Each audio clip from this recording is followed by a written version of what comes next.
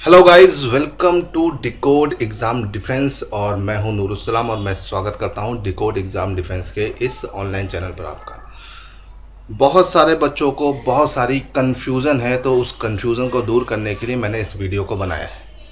देखिए, बहुत सारे बच्चे जो हैं वो एनडीए देते हैं। एनडीए के लिए तो 10+2 की एलिजिबिलिटी, उसके बाद आपका ग्रेजुएशन होता है, फिर ट्रेनिंग होती है, बहुत लंबा प्रोसेस होता है, फिर आप जाके लेफ्टिनेंट बनते हो। लेकिन वो बच्चे जो ग्रेजुएशन कर रहे होते हैं और एनडीए का सपना लेके या डिफेंस में जाने का सपना लेके चलते हैं, उनके लिए एक ऑप्शन और भी है। एक ऑप्शन और क्या है? एक ऑप्शन उनके पास ये है। क्या ऑप्शन है उनके पास? ऑप्शन है, देखो, उनके पास ऑप्शन होता है सीडीएस का, एफ कैड का। ये दो ऑप्शन रहते हैं। तो जो भी सीरियस एस्पिरेंट सीडीएस और एफ कैड की तैयारी कर रहे हैं भाई, वो लोग हमारे चैनल से जुड़ते जाइए। पहली चीज़। दूसरी चीज़ भाई, उनके लिए एक और एग्ज़ाम होता है। डिफेंस का तो नहीं होता है, लेकिन आपकी लाइफ उसी तरह से ही रहती है और आपका जो ऑनर और प्राइड होता है उसी तरह का ही होता है। वो होता है आपका एसी, असिस्टेंट कमांडेंट। ठीक है, सीआरपीएफ असिस्टेंट कमांडेंट। देखो, ये आपका पुलिस की नौकरी आप समझ सकते हो या पैरामिलिट्री की समझ सकते हो, है ना। ये असिस्टेंट कमांडेंट जो होता है वो सीआरपीएफ में होता है। और असिस्टेंट कमांडेंट का जो जॉब प्रोफाइल एक गैजेटेड ऑफिसर की रैंक के इक्विवेलेंट होता है। और जब आप असिस्टेंट कमांडेंट बन जाते हो तो उसके कुछ साल की ट्रेनिंग के बाद आपको उसका बेहतरीन एक्सपीरियंस आपको आईपीएस रैंक तक लेके चला जाता है। तो वही देखो, जो असिस्टेंट कमांडेंट का एग्ज़ाम है, बहुत ही कम बच्चे इसके लिए तैयारी करते हैं। क्यों? क्योंकि उनको पता नहीं होता है कि वो इसके लिए भी एलिजिबल है। तो आज का जो हमारा ये वीडियो है वो आपका CRPF central arm police force assistant commandant के एग्जामिनेशन के रिगार्डिंग है। हम आज बात करेंगे कि भैया असिस्टेंट कमांडेंट का क्या क्राइटेरिया है। देखो, ये नोटिफिकेशन आए हुए समय हो चुका है, लेकिन मुझे लगा कि बच्चों को मैंने बताया है, नोटिफिकेशन सेंड किया तो उनको समझ में आ गया होगा पढ़ के, लेकिन उनको बहुत सारी चीज़ें नहीं क्लियर है। तो ये उन बच्चों के लिए जिनके पास बहुत सारे डाउट्स है इस वैकेंसी को लेकर। देखो, इसकी लास्ट डेट अभी बची हुई है, तो अगर आपने फॉर्म नहीं फिल किया है, आप ग्रेजुएट है और अभी वीडियो के अकॉर्डिंग अगर आपकी एलिजिबिलिटी क्राइटेरिया पूरा हो रहा है तो इस फॉर्म को तुरंत भर दो। देखो, इस फॉर्म को भरने से आपके पास कई सारे एरियाज क्लियर हो जाते हैं। पहला एरिया क्या? पहला एरिया ये है कि भाई देखो, तुम्हारे पास अगर तुम सिविल सर्विस में जाना चाहते हो तो उसके लिए भी तुम्हारी तैयारी यहाँ से चालू हो जाती है। दूसरा, अगर आप पुलिस फोर्स में जाना चाहते हो तो भाई ये बहुत बढ़िया एरिया है। आईपीएस रैंक आगे जाकर आपकी हो जाती है प्रमोशन पाने के बाद। ये आप समझ सकते हैं, गैजेटेड पोस्ट होती है, ये भी जान लो। ठीक है, नीली बत्ती मिलती है असिस्टेंट कमांडेंट को। तो ये सब इसके फ़ायदे हैं। ठीक, कुछ बेसिक रिक्वायरमेंट ज़रूरी है, क्या ज़रूरी है और कैसे ज़रूरी है उसको हम आज डिस्कस करेंगे इस वीडियो के माध्यम से। वीडियो को पूरा देखिएगा और लाइक और शेयर ज़रूर करिएगा। ठीक है दोस्तों, चलो देखो, पहली चीज़ तो यूपीएससी ने इस नोटिफिकेशन को निकाला है। ये एग्ज़ाम कौन कंडक्ट कराता है? ये एग्ज़ाम कंडक्ट कराता है UPSC, union public service commission. तो भैया देखो, इसका नोटिफिकेशन आए हुए तो टाइम हो गया है। 18 तारीख को इसका नोटिफिकेशन आया था और 7 सितंबर तक इसकी डेट है। मतलब कब तक? 7 सितंबर। तो भाई 7 सितंबर से पहले यूपीएससी की वेबसाइट पे जाकर इसको तुरंत फिल कर दीजिए, है ना। यूपीएससी की वेबसाइट www.upsc.gov.in, ये वेबसाइट का नाम है भाई। ये नोटिफिकेशन का ऑर्डर है, इसे याद रखिएगा। अब देखो, ये नोटिफिकेशन आए हुए समय हो चुका है, लेकिन फिर भी बच्चे बहुत ज़्यादा जानकारी नहीं रखते हैं, इसीलिए मैं इस वीडियो को लेके आया हूँ। अब देखो, इसमें एलिजिबिलिटी क्राइटेरिया क्या है? देखो, एलिजिबिलिटी क्राइटेरिया तो सबके पास है।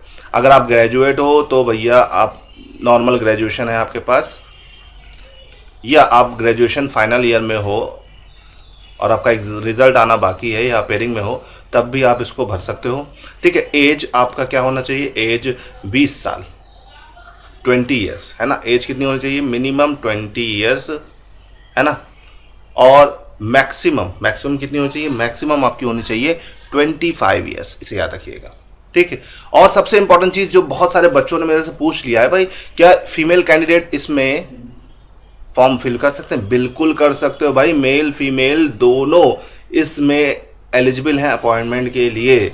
ठीक है, और ख़ास बात क्या है? देखो, डिफेंस में कोई रिजर्वेशन नहीं होता है, लेकिन यहाँ पर एक रिजर्वेशन का क्राइटेरिया एससी एसटी और ओबीसी के लिए, है ना। वो वही क्राइटेरिया सेंट्रल गवर्नमेंट का होता है, जो भी सेंट्रल गवर्नमेंट, और एक्स सर्विसमैन का भी कोटा है यहाँ पर। तो देखो ये पूरा इसका क्राइटेरिया है ना। अगर आप ग्रेजुएट हो तो 100% इसको भर लो भाई, और एज लिमिट में इसमें आ रहे हो तो, है ना। देखो सिलेक्शन प्रोसीजर क्या होता है, सिलेक्शन प्रोसीजर क्या होता है, आपका एक रिटन टेस्ट होता है पहला, तीन लेवल है। पहला रिटन टेस्ट, रिटन टेस्ट में 2 पेपर होंगे, 2 पेपर, ठीक है। समझ लीजिए इसका सिलेक्शन प्रोसेस क्या है। देखो इसका सिलेक्शन प्रोसेस की अगर हम बात करते हैं फ्रेंड्स, तो देखो सिलेक्शन प्रोसेस में पहला स्टेप, फर्स्ट स्टेप में क्या होता है, आपका रिटन, रिटन में आपके पेपर होंगे, ठीक है, पेपर 1 एंड पेपर 2, है ना।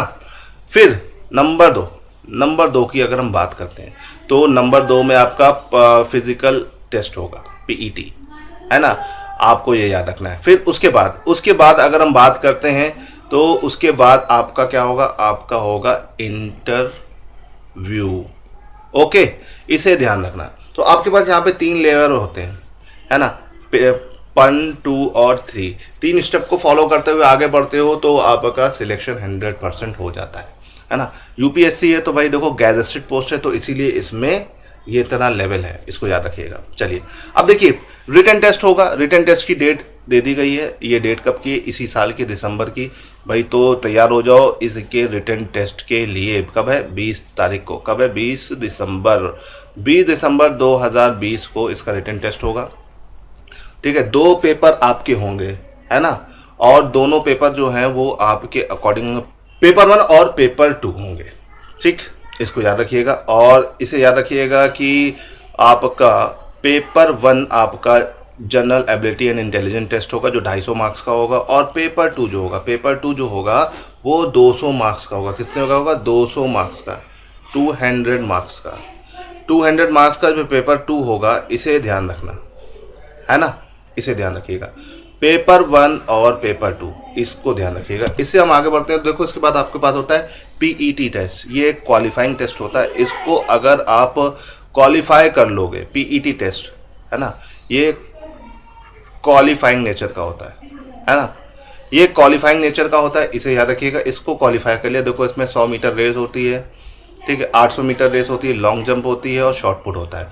मेल फीमेल का क्राइटेरिया अलग अलग है, ठीक है। 100 मीटर रेस 16 सेकंड मेल के लिए, फीमेल के लिए 18 सेकंड।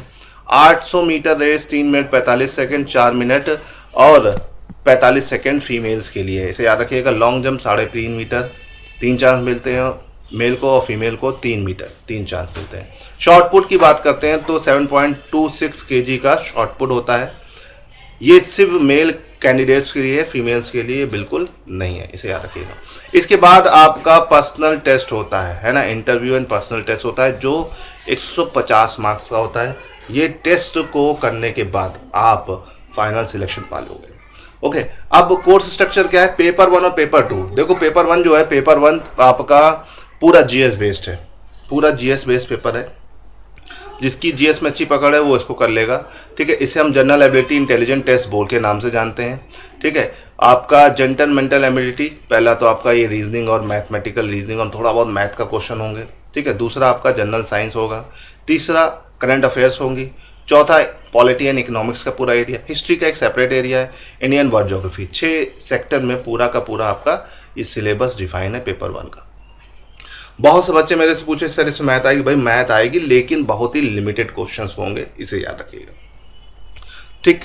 इसके बाद अगर हम बात करेंगे पेपर नंबर 2, पेपर नंबर 2 की अगर हम बात करते हैं तो वो जनरल स्टडीज, एसे और कंप्रहेंशन का होगा, ठीक है। ये डिस्क्रिप्टिव पेपर होगा, ये बहुत अच्छी बात है। और आप पेपर का मीडियम कोई भी ले सकते हो, हिंदी और इंग्लिश, ठीक, ठीक है। ऐसे होगा, ठीक, जो कि आप हिंदी और इंग्लिश दोनों में किसी में भी लिख सकते हो, वो 80 मार्क्स का होगा, ठीक है। ये ऐसे क्वेश्चन के फॉर्म में होगा जिसमें आपका इंडियन हिस्ट्री और Indian freedom struggle, geography, polity, economics, या थोड़ा सीधे सीधे बोल सकते हैं जीएस के पार्ट से आपका 80 मार्क्स कवर होगा, ठीक। और पार्ट बी जो है वो प्योर इंग्लिश का होगा, उसमें कंप्रहेंशन होगा, reading comprehension, that is in English, ठीक। फिर प्रीसी होगा, ठीक, और कम्युनिकेशन लैंग्वेज, ठीक, ये सिर्फ इंग्लिश में होगा, ठीक। तो पेपर 2 के 2 पार्ट होंगे। पहला पार्ट तो हिंदी इंग्लिश दोनों में आप ले सकते हो, लेकिन पार्ट बी सिर्फ आपको किस में करना है, वो आपको सिर्फ इंग्लिश में करना है, ठीक है। तो डैट मीन्स यहाँ पे इंग्लिश का अच्छा खासा वेटेज है पार्ट बी में, ठीक, जो पार्ट बी कर लेगा वो अच्छे से आएगा। और ख़ास बात क्या है, पेपर 1 और पेपर 2 में इंडिविजुअल कट ऑफ होती है। ठीक, इसे याद रखिएगा, ये खास बात है। चलो ये तो बात हो गई, और ये सारी चीज़ों को आपको ध्यान रखना है फ्रेंड्स। अगर आप इसे ध्यान रखोगे तो डैट मीन्स आपका सीआरपीएफ का पेपर आसानी से हो जाएगा। अगर आपकी कोई और क्वायरीज है तो आप वो सब बताइए। ये वीडियो मैंने सिर्फ और सिर्फ बच्चों की क्वायरीज पे बनाया है, ठीक है। और आप हमारे डिकोड एग्ज़ाम के टेलीग्राम चैनल को ज़रूर क्या रखिए, डिकोड एग्ज़ाम डिफेंस के नाम से हमारा टेलीग्राम चैनल है, इसको ज़रूर ज्वाइन कर लो। खास बात क्या है, खास बात ये कि भाई यहाँ पर सारा का सारा आपको स्टडी मटेरियल मिल जाएगा, सारा पीडीएफ, सारी भी आपके एग्ज़ाम से रिलेटेड बुक्स की पीडीएफ हिंदी इंग्लिश दोनों में मिलेगी। खास बात ये है ना।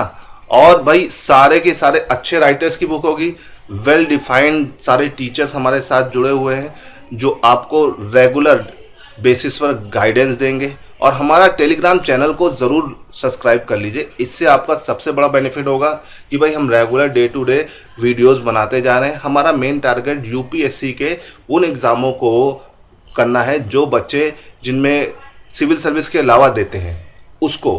क्योंकि भाई उसमें आपको कोई भी ऑर्गेनाइज चीज़ें नहीं मिलती हैं और बच्चे लैक करते हैं गाइडेंस की। तो उस गाइडेंस को प्रॉपर तरीके से देने के लिए हमने इस चैनल को बनाया है। डिकोड एग्ज़ाम डिफेंस का मेन मोटिव है बच्चों को सिलेक्शन की ओर लेके जाना।